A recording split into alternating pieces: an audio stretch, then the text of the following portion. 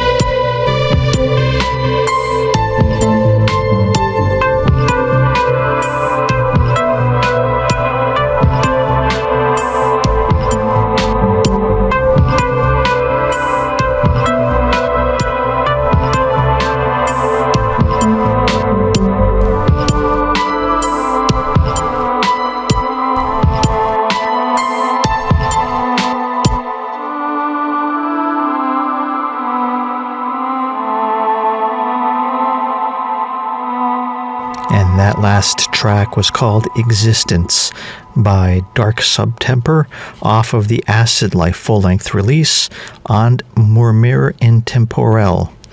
And D.L.K Subtemper hails from St. Petersburg, Russia. No name attributed. The person just goes under an alias. And the net label is Murmure Intemporel, a net label that harkens back to at least 2006. Not much is known about that net label. And we open up the episode with Metronomik by Louis Haiman off the album The Metronomik on Stasis Recordings. Louis Haiman is based in San Diego, California, who founded the label Forward Through Music and has a Bandcamp page. And he's been producing music since 2005. Stasis Recordings is an excellent Toronto, Canada-based label founded by one Sanderson Deer.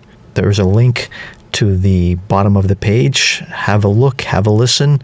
If you're into electronic, ambient, house, techno, this is a fine label to experience.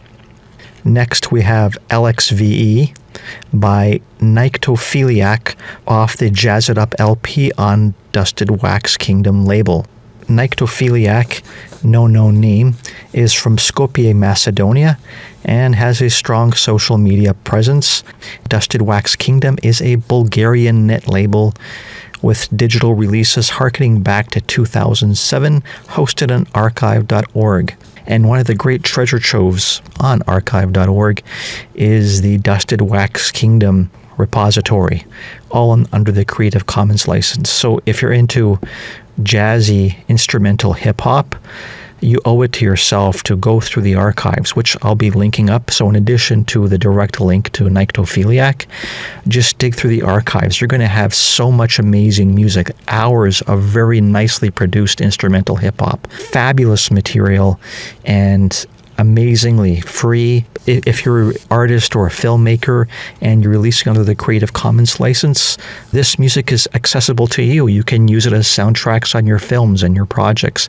After that, we heard Existence by D.L.K Subtemper off of the Acid Life full-length on Murmure Intemporel. And D.L.K Subtemper hails from St. Petersburg, Russia, with no known name. I'm getting to notice a bit of a pattern here. People don't want their name floating about. And Murmure Intemporel is a net label that releases since 2006. They're prolific. And all those artists release on the mighty archive.org, that excellent repository for free, high-quality music. Mind you, you have to dig, but if you do, you will be rewarded. And now, one of my favorite segments here on Feedback Monitor is the retro segment. So music from the 60s, 70s, 80s, and what I consider to be the golden age of electronic music, that would be the 90s. And this track I'll be playing for you is actually from the 80s. The track is called Subterranea by Stephen Bacchus.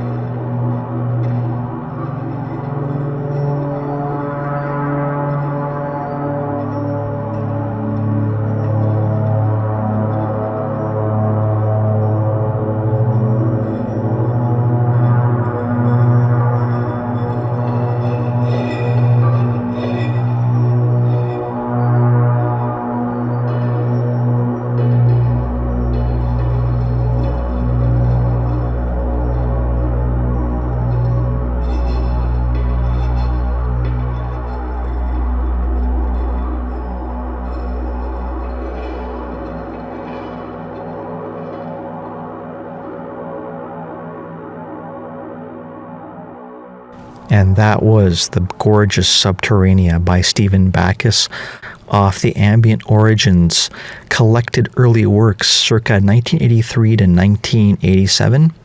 Stephen Bacchus is alias to Grant McKay from Cobourg, Ontario, and he studied composition. Compilation Ambient Origins is off the Mirage label that's now defunct. Any remaining releases are on Oasis Productions, who took over the inventory. Stephen Bacchus's first release goes back to 1991. Mirage is one of my favorite retro ambient labels back in the 90s. Fantastic cover art.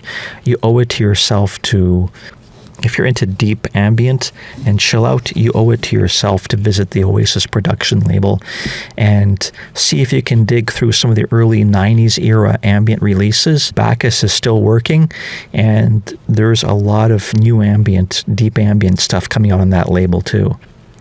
So I'm your host, Ibrahim Kaider, and Feedback Monitor is a weekly electronic music show. First half of the episode features more rhythmic music, whereas the second half is more ambient, atmospheric. Feedback Monitor is hosted on various places, including the mighty chain D.L.K, which is an online publication interviewing and showcasing artists since the mid-90s, founded by Mark Urselli, who is a full-time audio engineer and in evenings runs the site Chain D.L.K, and I write and review for the site along with a lot of other writers. What's new in the field of electronic, ambient, experimental, industrial, and the like, visit Chain D.L.K. There's a lot of interviews and reviews on a lot of fantastic artists. And this episode of Feedback Monitor was brought to you by Avant.io. Avant.io is a Toronto, Canada-based software development firm. They deal with mobile apps, APIs, and they help transition companies into the digital domain, from big business to institutions. In their words, Avant.io empowers consumer experiences, better living through apps. And among the technologies Avant.io deals with, augmented reality, business intelligence, mobile and web app development, user interface and design, and system architecture. Avant.io. As you may have noticed, we have a bit of a short episode in terms of Kinetic and hitting right away to the retro segment, shorter than we normally would do, and the reason being is that we have a profile episode on Jason van Wyk, a trance, techno, electronic, ambient, and film soundtrack composer from Capetown, South Africa. And this will be a profile on Jason van Wyk, featuring an exclusive interview with the artist. So in the last episode, I've called Van Wyk Mr. Jason van Wyk, as in the Keanu Reeves character. It's pronounced differently. I stand corrected. It's Jason van Wyk, like bike. We're going to play you Retention from Threads on N5MD.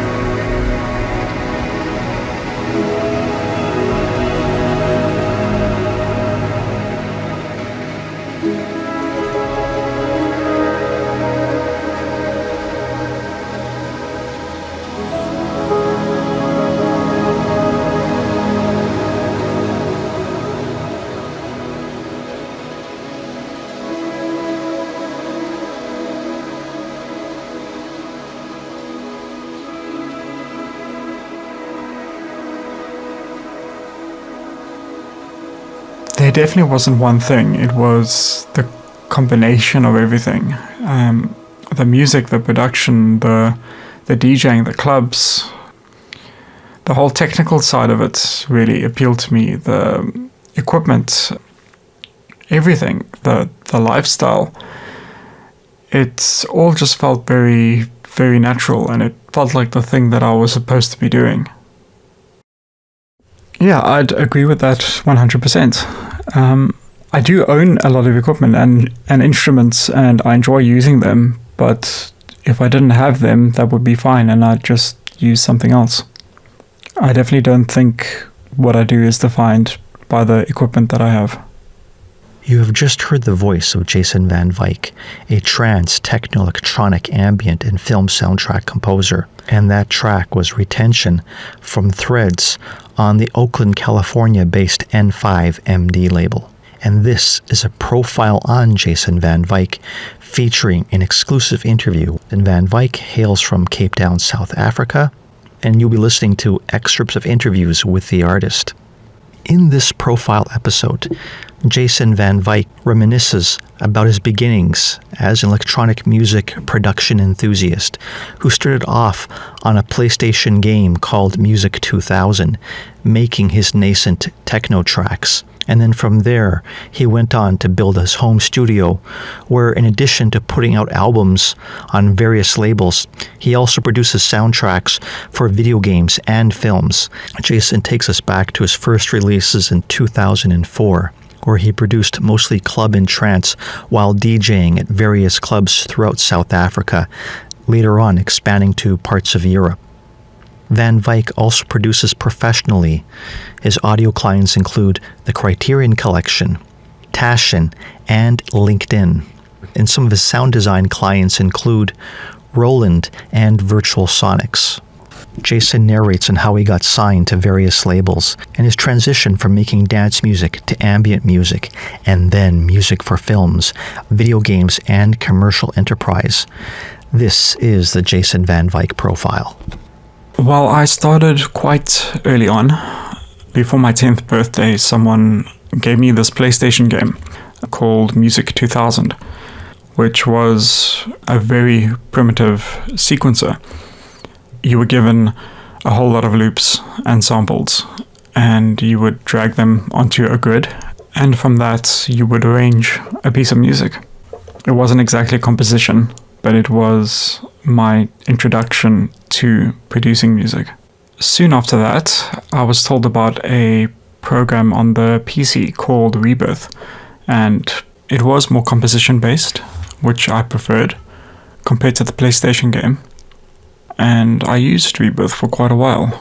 I finished off some tracks and eventually sent those off to a record label. So before I even got into production, the way I discovered dance music was through compilation CDs.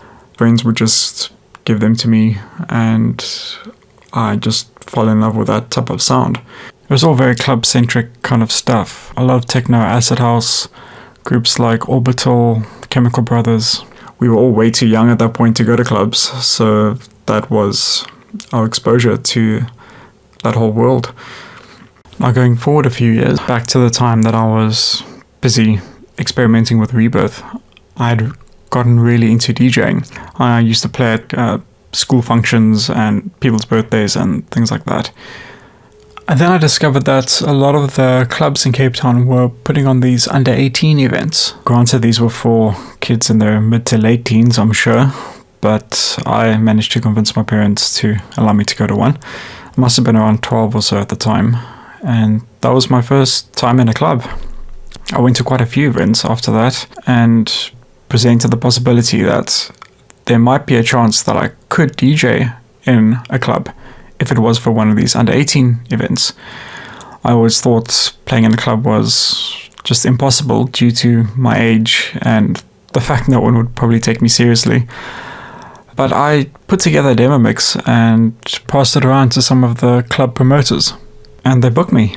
And I started playing at these clubs, and not long after started playing at the over 18 events too. There were a few years there where I didn't earn anything from it. Also, the fact that I was underage probably gave them an excuse not to pay me. I was more than happy to do it for free though. All I wanted at that point was just to get in there and be a part of that scene. Well, after I'd sent those first demos that I'd made in Rebirth to that record label, I heard back from them and they seemed to like what I was doing. They didn't sign those tracks, but they asked me to keep them posted with what I was working on, and they suggested that I get a program called The Reason. Reason was actually the follow-up to Rebirth. It was developed by the same company, so I was able to get hold of that, and that's what I spent my time on. About a year later, I came into contact with someone, another local artist who was into the same type of music that I was, and was also a Reason user. We started collaborating, and we sent one of our tracks to that same label, and they ended up signing it. It was amazing. It felt like a lot of work had finally paid off. That particular track was released as part of a compilation CD, and a lot of the artists on that compilation were people that I admired. So to see our names alongside theirs was really incredible. I was paid. I received a royalty check a few months down the line.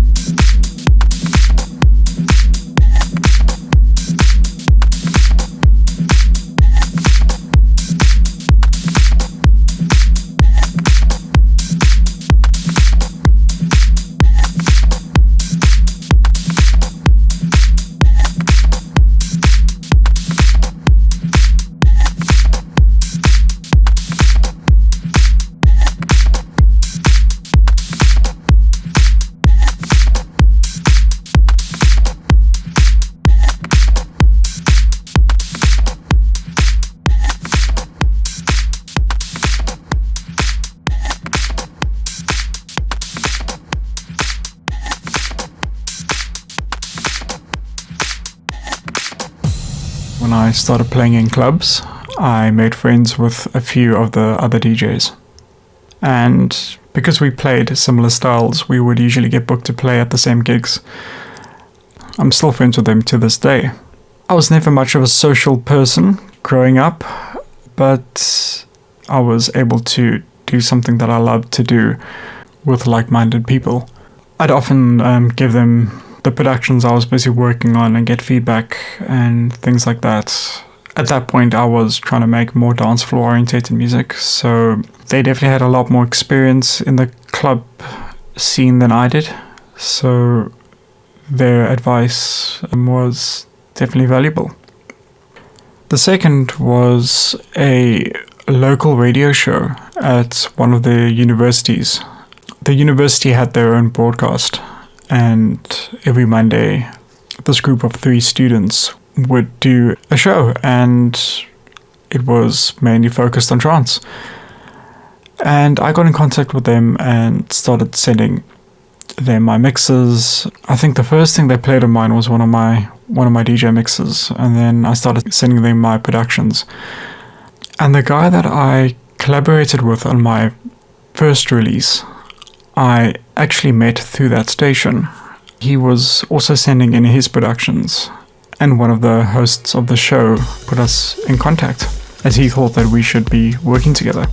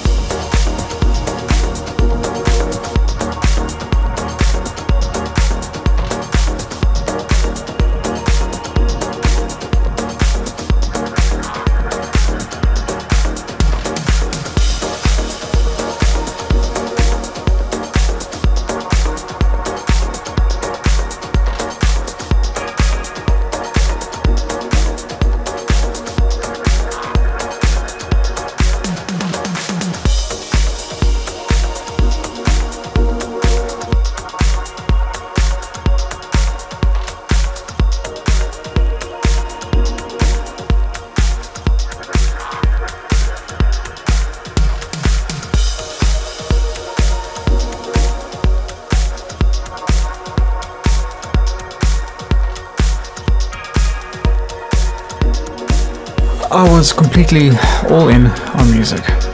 My dad used to drive me to my DJ gigs, and my mom is a piano teacher actually, so I think she got it quite early on that this was my passion. Besides the one show that I mentioned earlier, there was another one of the bigger national stations that I used to listen to.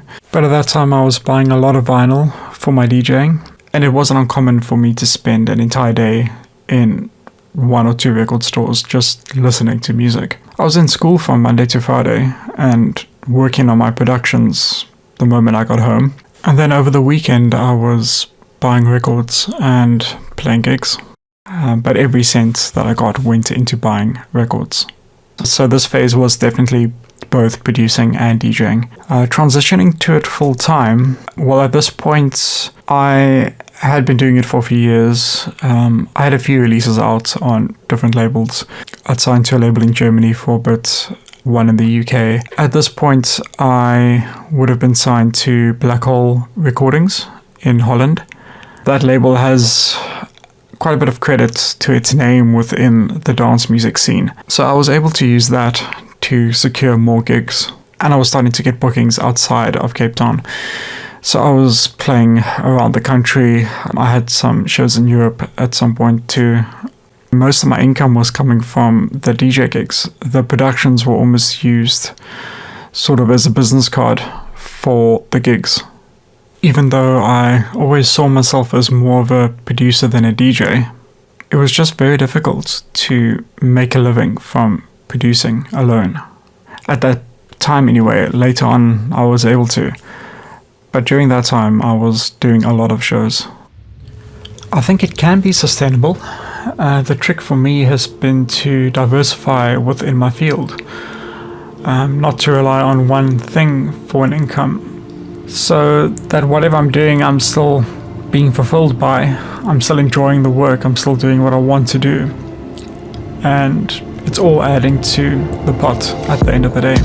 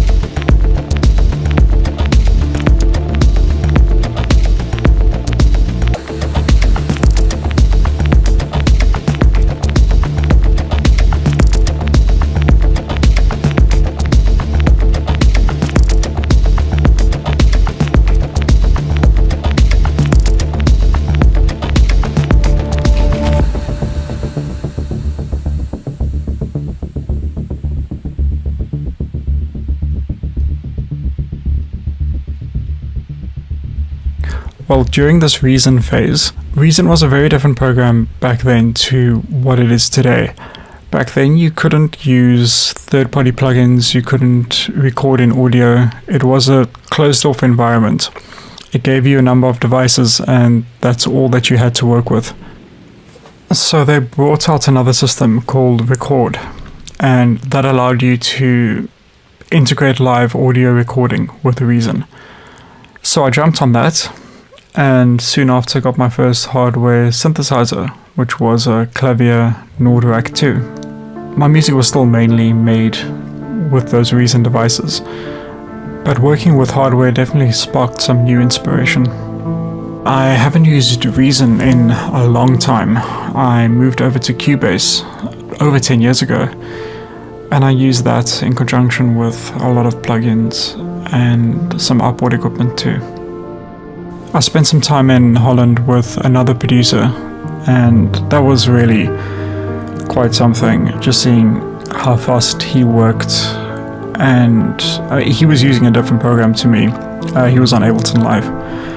But yeah, it was just a really great experience to see someone else in their own environment doing what they do. I also did a sound engineering course after high school, and that was another eye-opener. I'd never recorded a band before or worked in a big studio. I was also trained in Pro Tools, which was another software that I hadn't touched before then. At the time, I wasn't really sure if what I was learning I'd ever be able to apply to my music. But now, I'm using a lot of those techniques that I learned back then for my current work. It was a 2-year sound engineering college course after high school.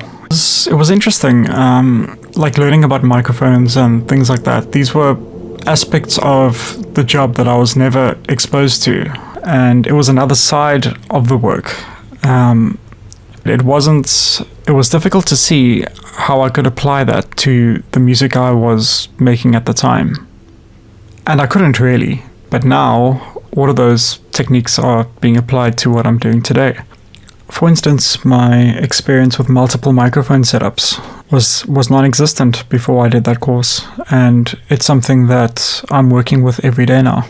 At that time, Reason was quite limited, and I wanted to explore new sounds. All of these new plugins that were coming out sounded brilliant, and I just felt like us Reason users were being left behind a bit. There was all this amazing new stuff coming out that we couldn't play with because it wasn't supported. So I dabbled in Cubase before. There was a stage where I was actually using Reason and Cubase together, but it was very clunky. My computer wasn't very powerful back then either, so that didn't help. Yeah, I eventually just decided that that was the way I needed to go, and got Cubase, and that was it. Cubase does work on both Mac and PC. The main reason I moved over with Apple years ago was that someone I was working with on a regular basis was a Logic user, and we had to share project files between our systems. I liked their operating system, and I just liked how things worked. I use multiple computers in my setup, and it does seem to be quite stable. I can't speak about the latest macOS, but I'm on a couple of versions behind, and I don't have any issues. I have some basic theory, and I played the drums for many years while I was in school. That's the only instrument I've trained on. But besides that, I'm self-taught. Well, my second album, Attachment, was a very piano-centric album that was released on a French label originally.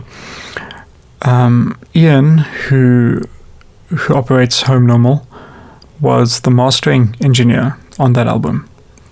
And we sort of made contact. I think he just sent me an email or something while he was busy mastering it, just to say that he liked the music. And we just stayed in touch. So when the follow-up was done, which was Opacity, he was, I think, the first person I sent it to. And he liked it and signed it, and offered to do a reissue and a remaster of Attachment for his label. Those 2 albums on Home Normal were improvised, or they started off that way at least. And the way that I play does tend to lend itself well to the way that I write.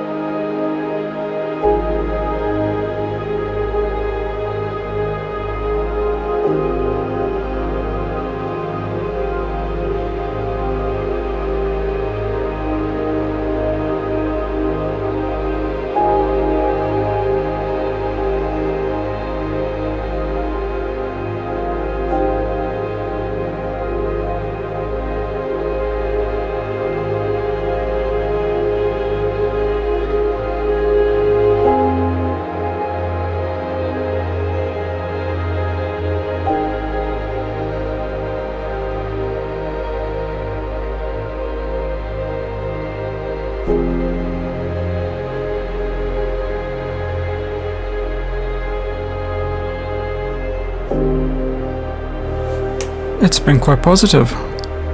People seem to like it. Yeah, it's always surprising. You never know how people are going to react when you do something different to what you've done before. The next album is shaping up to be a bit different too. The next project is another album for N5MD. I've started with it and it's coming along. And again, quite different to what I've done before, but it's still early stages. It might sound completely different by the time it's finished.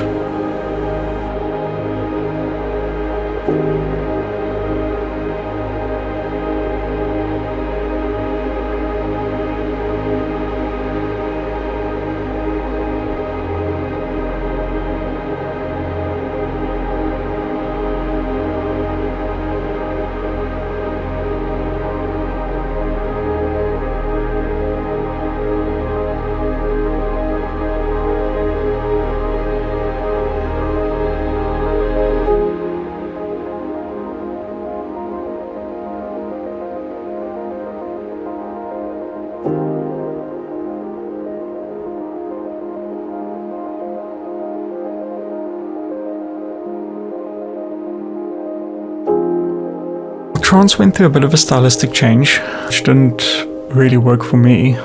It just wasn't my type of sound anymore, and what some of the labels were expecting wasn't what I wanted to do. Around this time, I had also started to get into music for media. I was working with a video game composer on something, and I just started getting into film music, doing additional music for other composers, some short films and things like that. I was also listening to a lot of electroacoustic and ambient music, usually as a reference for these media projects, but it became the music that I was listening to in general. And then the more modern post-classical kind of stuff came into the picture. Johan Johansson's Engleborn, Max Richter's The Blue Notebooks, anything from Ryuichi Sakamoto, Stars of the Lid, other parts, and the whole classical side of the ECM label. How did I discover ambient? It was always there, but if someone had told me they were listening to ambient music, I would have always associated that with more new age music. I really wasn't aware of what ambient music really was until I started doing the music for media work, where I was being sent these reference pieces, and these were groups like Stars of the Lid, Deaf Center. I was familiar with Eno and Harold Budd, but these newer acts, this was my first time hearing them. The way that I got into music for media, the way that initial video game composer approached me was due to my trance tracks. He heard something of mine that was released, liked it, and sent me an email asking if I'd like to work with him on something. And that's kind of what started me off on the whole thing and inspired me to pursue it. And that sort of thing still happens today. I've been asked by people if they can license certain tracks off some of the albums, or perhaps they've heard something that they've liked and now they want to commission something new.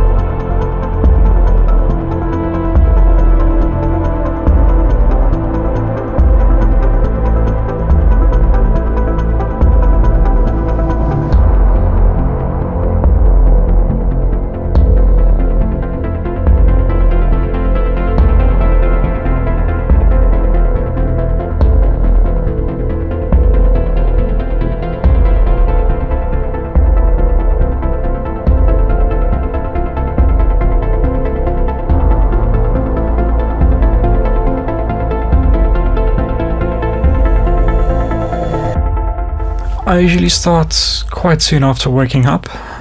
I'll usually get up, check my emails, have a cup of tea, then start working. It's definitely more of a process. It's highly unlikely that I'll finish a track in one sitting. If I'm working on something and it isn't clicking, I'll stop and move over to something else. While the workflow is very experimental based at the moment, I'll just try ideas, and once I feel that something is working or if something latches on, then I'll explore that further. My studio is here at my home in Capetown with an upright piano. It's an acoustic, which is permanently mic'd up. There are a few synthesizers in here too, my computer running Cubase, some microphone preamps, and a few other things here and there. I do use different things. I'm actually working on a collaboration at the moment, and we're doing the entire thing in Ableton Live. I've also worked in Logic, Pro Tools. I'm open to trying new things. It's just that I know Cubase very well, and for my day-to-day work, it just does everything that I need Audio Workstation to do. While for the film and other client-related things, I'm always sending it to who's ever commissioning the work for feedback and notes and whatever else. For my albums, though, it's usually the label that I'm in contact with. I don't always send rough demos and things through, but sometimes it's nice just to see if I am actually working on something that they would be interested in releasing.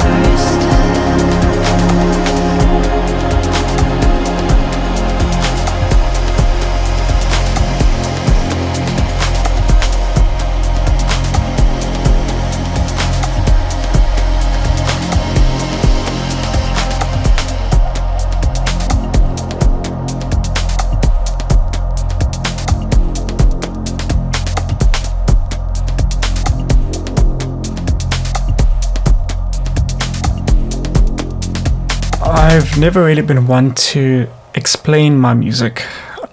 I like that the listener can kind of come up with their own ideas about what the music means to them.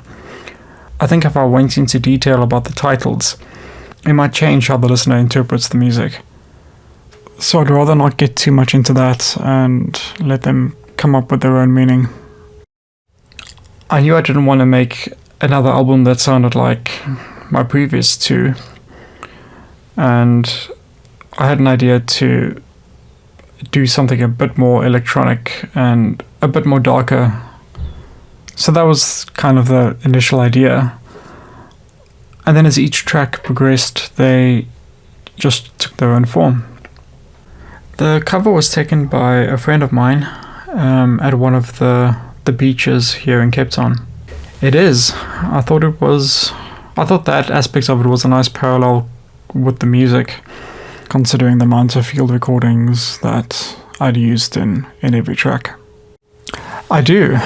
Just a collection of recordings that I've done over the years. They're all in a folder and all catalogued. Like any album, you just know. You listen to it, and if you can't hear anything that you feel needs to be changed, then it's done. It's a very in-the-moment decision, though. All my field recordings have just been done using a Zoom, with its 2 built-in microphones. It's been such a pleasure. Thank you for having me.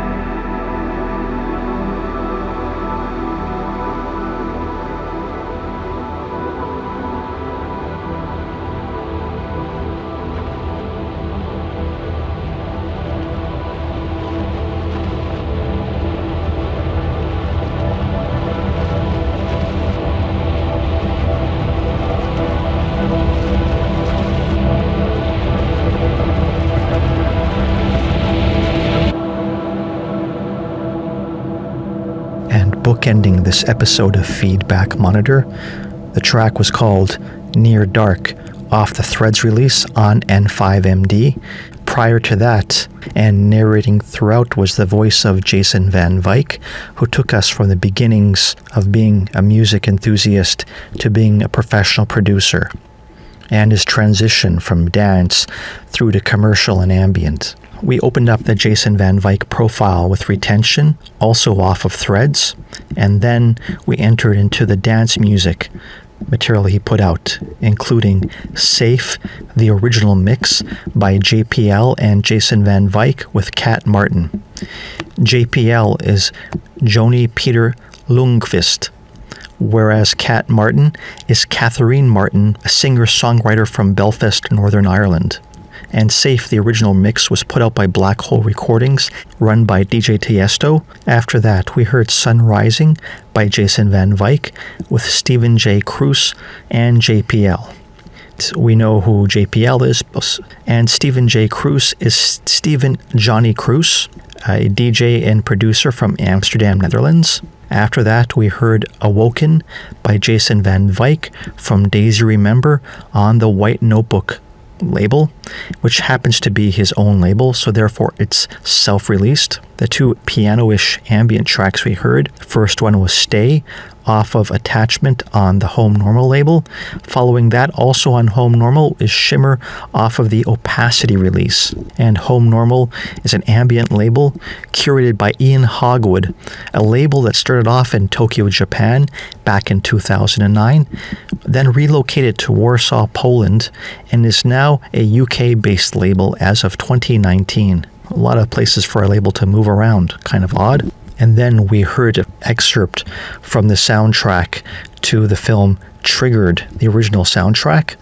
And Triggered is a horror film that came out recently. Essentially, a insane school teacher straps bombs to his students and has them play a very sadistic game to keep from detonating. And I encourage you to watch it if you're into really dark humor and a lot of horror. Gory, but interesting. Anyway, Jason van Wyk did the soundtrack, and the two tracks were Is That All You Got and Triggered, named after the title of the album, and Film, from the Triggered original soundtrack, and the music collaboration between Jason van Wyk and Andre Smit on the Pressure Cooker Music label. Then we heard Unsteady by JPL, Jason van Wyk, and Kat Martin. And once again, we bookended the profile Near Dark off the Threads release on the N5MD label. Thank you for listening to Feedback Monitor. We'll be putting out another episode shortly. I was your host, Ibrahim Kaider. Thank you for listening. And do support your independent artists and labels where you can. Until next episode, keep listening and rave on.